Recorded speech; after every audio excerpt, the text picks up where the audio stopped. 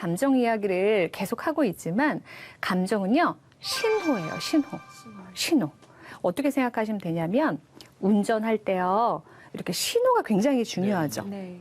그 신호를 봐야 우리가 부딪히지 않고 원하는 곳까지 잘 갈 수 있잖아요. 네. 그런데 예전에 저처럼 다른 감정은 다 꺼놓고 두려움만 느끼거나 그렇게 많은 다양한 감정 중에서 그냥 몇 개만 느끼시는 분들이 있어요. 뭐 좋다, 싫다, 짜증난다, 괜찮다. 이렇게 몇 개만 단편적으로 느끼시는 분은 그 신호가 꺼져 있는 것과 같아요. 신호가 꺼져 있거나 왜 도로 보면 왜 노란색만 이렇게 전멸되어 있는 그런 도로들이 있잖아요. 네. 그러니까 신호가 없다 보니까 가야 될 때 멈추고 멈춰야 될 때 가고 다른 차랑 부딪히고 이런 사고가 일어나는 것처럼 내 안의 신호를 잘 알아차리지 않으면 사람들과 대화할 때 도망가고 도망가야 되는데 대화하고 부딪히고 이런 일들이 생기는 거죠. 그러니까 우리가 이제 먼저 해야 될 것은 그동안은 혼나고 그래서 숨겨왔다면 이걸 어떻게 해줘야 될까요? 이거를 내가 인정해주면 돼요. 인정. 네, 인정해주면 돼요. 근데 인정을 어떻게 해주시는지 방법을 좀 알려드릴게요. 이것도 예를 한번 들어보면 편할 것 같아요. 저는 이제 아이를 둘 키우거든요. 근데 이제 첫째가 10살이고요. 이제 둘째가 6살이에요. 근데 요즘 제일 육아하면서 힘든 게요. 너무 많이 싸워요. 저희 집만 그런 건 아니겠죠. 너무 많이 싸워요. 그렇죠. 네, 근데 특히 이제 싸울 때 큰 아이가 저한테 와서 이제 이렇게 꿀밤 때리면 이제 혼나니까 엄마한테 막 몸을 부들부들 떨면서 저한테 와서 이렇게 말해요. 엄마 진짜 너무 열받아. 동생이 사라졌으면 좋겠어. 동생 너무 미워. 막 그러면서 막 이제 화를 내요. 네. 그럼 그때 부모는 어떻게 해줘야 되죠 이제? 네가 형이니까 양보해야지. 그랬구나. 될 거야. 네, 근데 요즘 부모님들이 그런 거 많이 아시더라고요. 그랬구나. 네 마음이 일단은 그랬구나. 그런 경우들이 마음을 있어요. 그렇죠? 키워주는. 근데 이제 눈빛은 아닌데 그랬구나.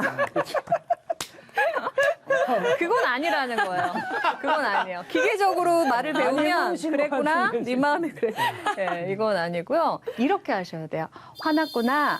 화날 수 있지. 누구나 화날 수 있어. 동생이 늘 예쁜 것은 아니야. 아니야. 네가 화가 났다면 다 이유가 있는 거야. 그리고 기분 풀리겠다. 우리가 누군가를 바라볼 때 화날 때도 있지만 너 동생 귀여울 때도 있지.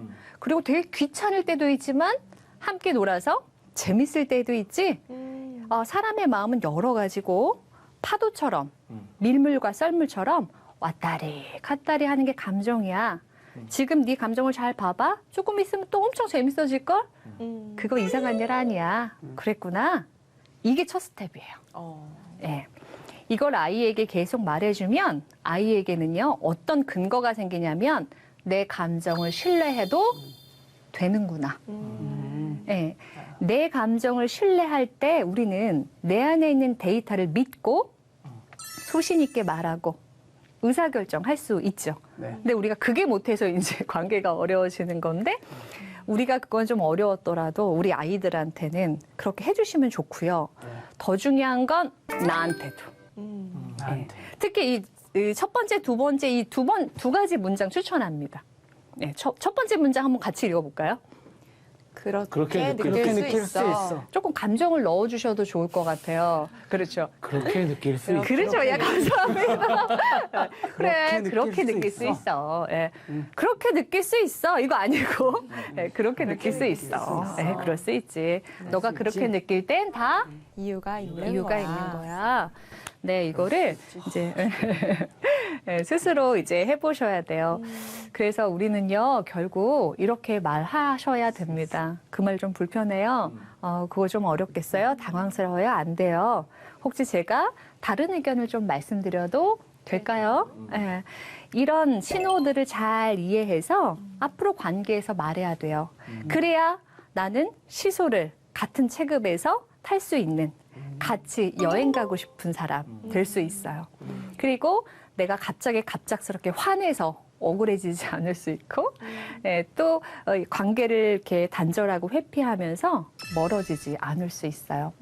아마 들으시면서 그렇게 되나? 되나? 아, 그래, 말은 되는데 되는 거 맞아? 네. 하나하나씩 해놔야 그렇죠. 돼. 근데 제가 마지막으로 되돌아 하는 사례를 하나 말씀드리면 저희 이제 코칭에서 만난 분인데요.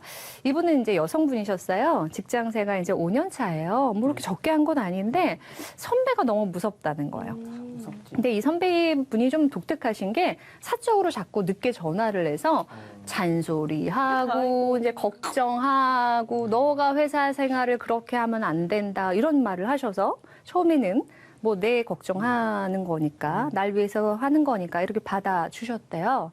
근데 점점 그 수위가 지나쳐서요. 이제는 너가 그때 말한 그 기획안 혹시 우리가 먼저 좀 써도 될까?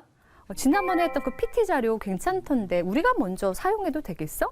이런 요청들까지 해오는 거예요. 이거 뭐죠? 선을 넘었죠. 저는 무지하게 넘는데. 넘었죠. 네. 그럴 때 우리 어떻게 해야 돼요? 잠깐만. 내 감정이 뭐지? 네. 국경을 넘으면은 총을. 그렇죠. 저기. 총 쏘기 전에 내 감정을 먼저.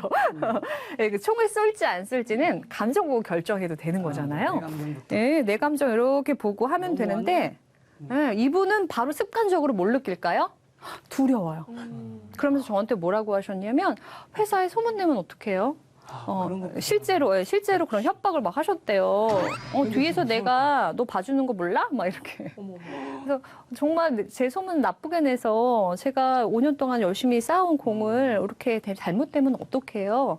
계속 두려움을 반복하십니다. 지금 어떤 시나리오인지 보이시죠? 예. 네, 근데 이분이 이 장면만 그런 건 아니었을 거예요. 살면서 계속 아마 그래 왔겠죠. 그 이분과 처음 한 연습은 뭐예요? 멈추기. 지금 이 두려움은 예전에 있었던 두려움이라는 거예요. 네, 지금 그분이 정말 그렇게 두려워할 존재일까? 잘 봐야 하죠. 정말 능력 있는 선배라면 그렇게 안 할 것 같은데. 막 네. 절대 안 하죠. 네, 그렇죠. 그래서 자기 감정을 보니까요. 불편하고 화나고 속상하더래요. 그걸 저랑 나눕니다. 그러고 나서 어떻게 하면 돼요? 그 선배에게 쉽진 않지만 입을 떼는 거예요. 감정 표현. 네. 선배님 제가 그 말씀 들으니까 조금 고민이 돼요. 이 정도도 큰 스텝이거든요. 고민돼요. 나왔다. 아, 그건 조금 어려울 것 같아요. 제가 어떻게 말씀드리지 좀 난감해요. 좋다. 이렇게 툭 한번 건져, 막 심장이 너무 뛰더래요. 뛸 거. 네, 막 심장이 막 뜨면서. 듣는데도 떼요. 네. 그런데 선배가 갑자기, 그래? 이러면서 엄청 네, 안 하던 반응을 하니까요. 그래서 그거 결국 처음으로 거절을 해봤다는 거죠. 근데 잘했네. 그 선배가 진짜 보복했을까요? 못하죠. 네, 보복할 힘이 할 수가 없어요. 없지, 뭐. 네, 능력이 없어요. 그래서 저한테 이렇게 말씀하셨어요. 되네요. 네, 되네요. 내 마음 보니까 되네요. 그리고 이 말씀을 기억하면 좋겠는데요. 제가 제 마음을 볼 수 있었던 건 이제 저는 이제 코치라고 부르시거든요. 코치님이 제가 무엇을 느끼든 다 인정해 줬잖아요. 그 눈빛으로, 그 표정으로, 그 태도로 저를 다 인정해 줬기 때문에 제가 가능하더라고요. 그러니까 인정하면 됩니다. 내가 무엇을 느끼든 인정해 주시면 우리도 다르게 말할 수 있다는 거.